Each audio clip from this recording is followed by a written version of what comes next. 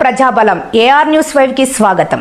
శ్రీ సత్యసాయి జిల్లా హిందూపురం పట్టణం బాలాజీనగర్ శ్రీనివాస్ టాకీస్ వెనుక భాగాన శ్రీ వెంకటేశ్వర స్వామి దేవాలయంలో శనివారం వైకుంఠ ఏకాదశి వేడుకలు ఘనంగా నిర్వహించారు.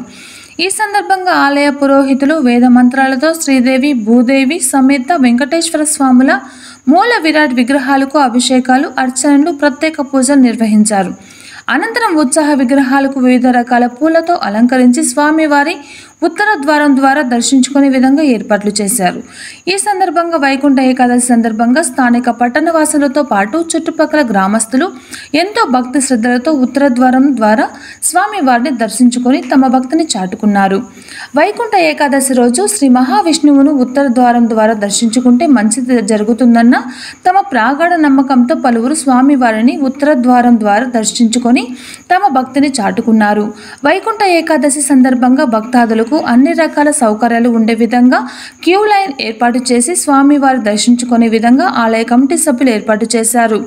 ఈ సందర్భంగా భక్తాదులకు తీర్థ ప్రసాదాలు అందజేశారు.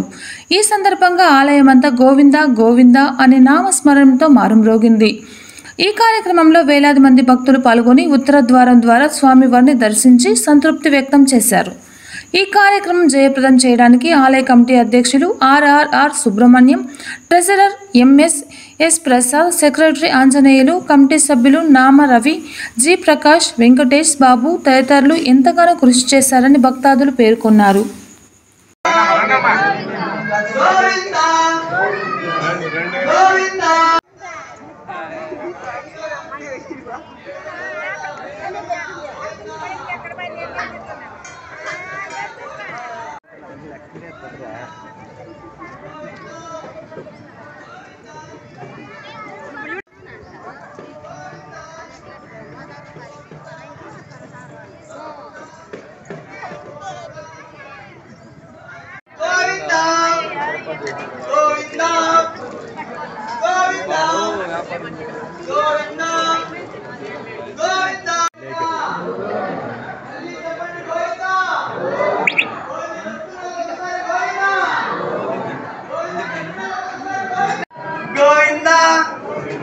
గోవిందా ఏడుకొండలవాడ వెంకటరమణ గోవిందా గోవిందా అనాథ రక్షక గోవిందా గోవిందా గోవిందా గోవిందా గోవిందా గోవిందా గోవిందా